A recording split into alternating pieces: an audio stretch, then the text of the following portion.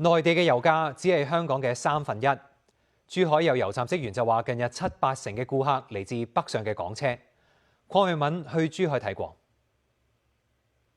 內地車用燃油星期二凌晨起加價，網上片段見到廣州等多個城市油站星期一晚大排長龍，有油站更加有個別汽油產品售罄。今次係內地今年第4次調升油價，加幅亦都係近年最大。加價之後，深圳、珠海嘅油站新遠值92、95同98嘅汽油，每公升由7個6毫6到9個半人民幣，只係香港嘅3成到3成半。珠海呢個油站距離港珠澳大橋口岸唔夠10分鐘車程，就見到唔少北上嘅港車。我本身入咗37升307蚊啫嘛。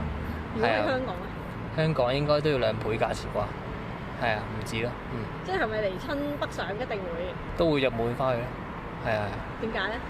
冇咁都係順路啫嘛，係咪？都係唔使入香港啲貴油咯。咁入滿嘅話應該係1300蚊到啦。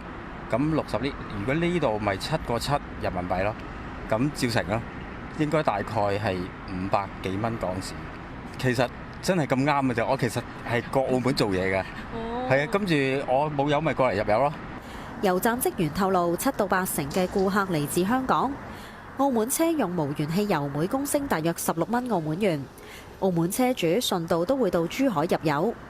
澳門比就當然係有一段相當大嘅距離啊，咁但係有時候都要就到時間先至出到嚟，就到時間就到安排先出到嚟，因為澳車北上而家都要約啊嘛。